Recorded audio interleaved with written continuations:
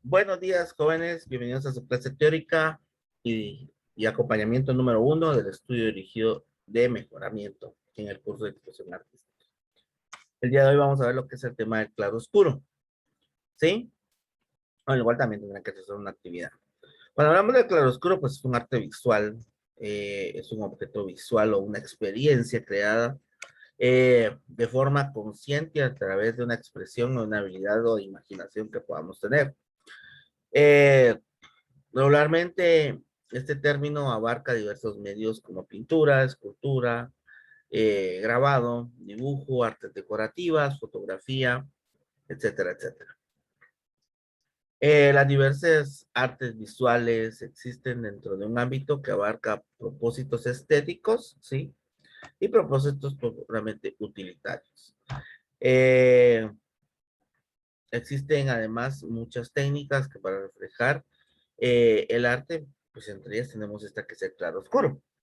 Eh, en sí, ¿qué es el claroscuro? Pues el claroscuro es un contraste que se produce entre la sombra y la luz cuando hablamos, y la luz, perdón, ¿sí? Cuando hablamos de técnicas de pintura en una obra, es una técnica que usa contrastes para resaltar elementos dentro de un mismo cuadro, ¿sí? Eh, También tenemos que tomar en cuenta que el claroscuro es una técnica que se utiliza en la pintura o en el dibujo, la cual consiste en utilizar diferentes, como dije, contrastes entre los volúmenes iluminados y las sombras que existen en las partes oscuras, que posee un cuadro, un objeto o algo a destacar. Eh, para que podamos entender mucho mejor esta técnica, pues, o lo que busca esta técnica es la correcta distribución de luces, ¿sí? Para componer, para complementarlas con las sombras, ¿sí? Hay una transición entre una luz y una sombra, entonces toda esta transición es la que manejamos dentro del claroscuro. Eh, y siempre va a haber una presencia de luz para que exista sombra. Eso también debemos que tener en cuenta donde vamos a tener ese punto focal que nos va a utilizar. ¿Qué características puedo yo encontrar en el claroscuro? Eh, Dentro de sus principales características que podemos observar, eh, utiliza, como dije anteriormente, contrastes entre los volúmenes iluminados y ensombrecidos, o los claros y la sombra. Busca representar objetos a partir de zonas de luz y de sombra. Utiliza un contraste simultáneo de tonos, ¿sí? Una misma escala tonal. Permite el adecuado modelado de las formas y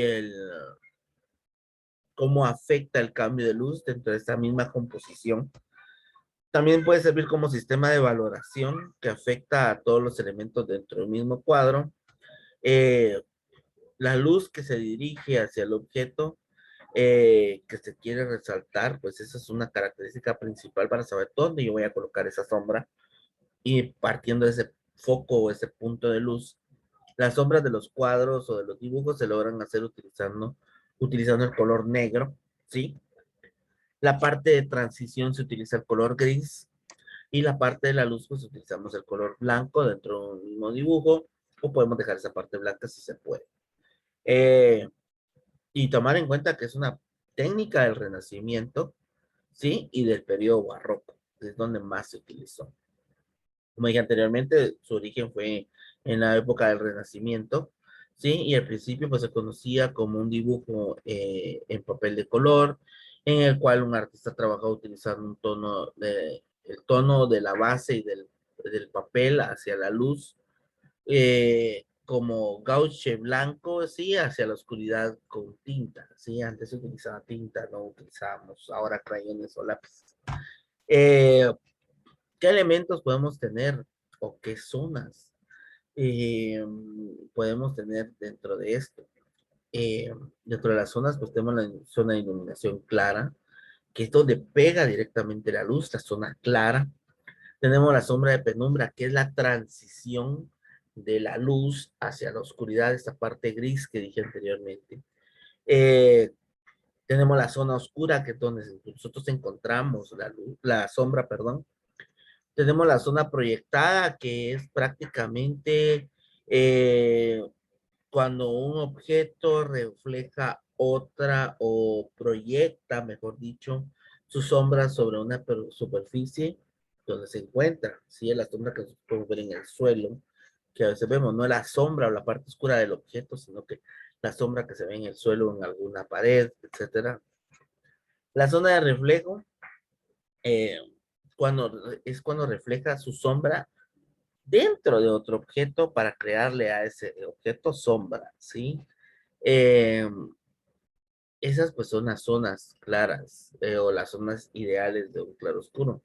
Pero nosotros vamos a manejar tres principales: la zona clara, que es la zona de luz; la zona de penumbra, que es la transición de esa luz hacia esa sombra, hacia esa parte negra; y la zona oscura, que es la sombra del objeto, del dibujo, no la sombra que podemos ver en el suelo, sino que la sombra que pueda tener, o las partes oscuras que pueda tener. Bueno, ya que vimos la parte teórica, ahora vamos a ver la parte práctica. Dentro de la parte práctica, en plataforma, permítanme. Ahí está. Sí. En plataforma, les coloqué estos dos dibujos que son los cuales ustedes tienen que representar.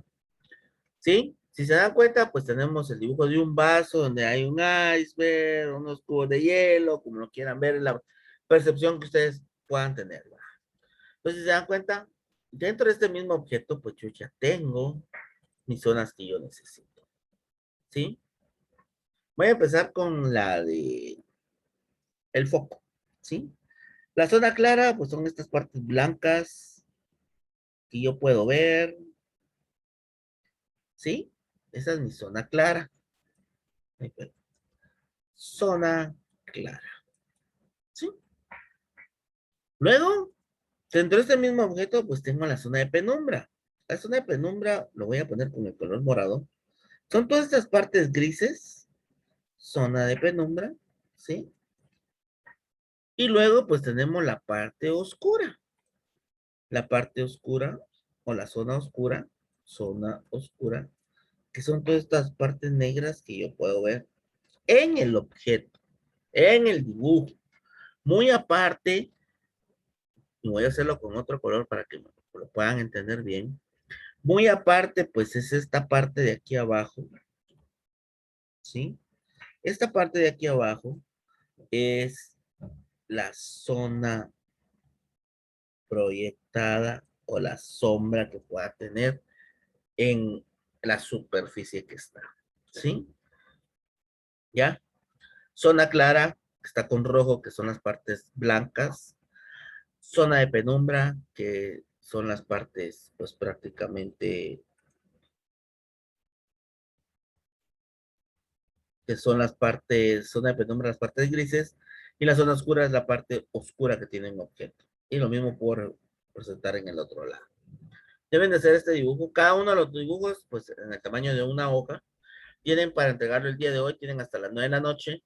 Y si no, el próximo, o tienen su fecha tope, que es el 15 de octubre, tomando en cuenta que si se les acumulan, no hay más prórroga.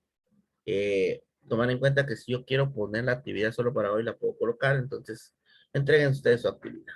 ¿Sí? Pues eso sería todo. Recordarles que deben entregar eso. Y sin más, pues me despido. Que tengan un feliz día. Bendiciones y hasta la próxima clase. Feliz día.